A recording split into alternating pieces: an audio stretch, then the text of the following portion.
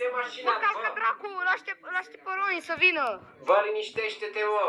Roni, haide! Aoleu, ăsta nu-i Roni. Bă, ți-am zis, mă, că te calcă mașinile. Bă, băiatule, mă, bă, ce n-a... Bă, mai vine una. Bă, nu, dă-te, bă! Ferește-te, mai vine una.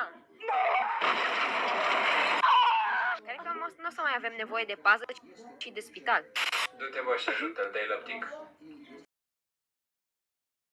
Ia lăptic pentru tine. Ia lăpticul. Ridică. Ia lăpticul. Ridică-te! Nu merge lăpticul. Oprește-te. Așa m-am angajat și eu aici, ca el. M-a călcat mașina și li s-a făcut milă și m-au angajat. Haideți că vine mașina de Șamal, vă rog eu frumos, vă rog. Sunteți ok? E în regulă acum? Da, sunt bine.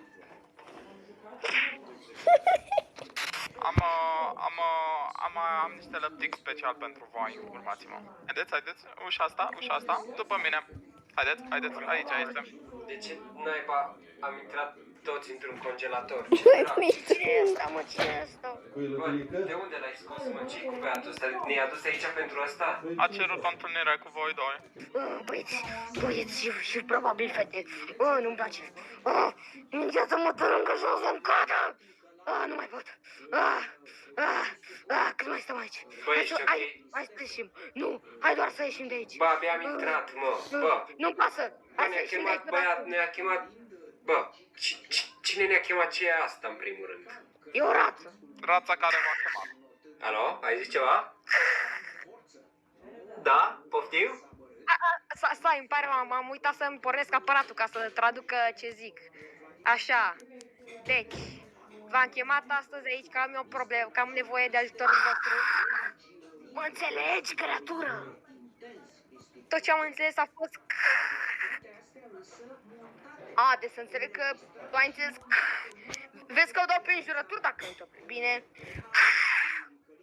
Ok, am să ignorez și v-am adus astăzi aici că am nevoie de ajutor.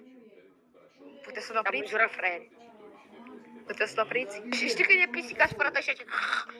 Eu m-am dus la o pisică, am făcut și mi-a făcut înapoi și pe aia m-a speriat. Ceva genul.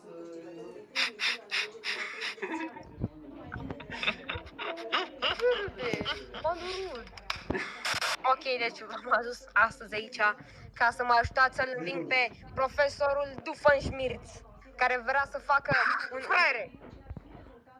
Taci! Care vrea să facă un... Fraiere! Am zis să taci.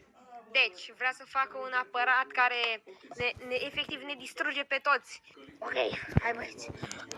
Ne băgăm în treburile. Suntem cu tine. Îmi bag...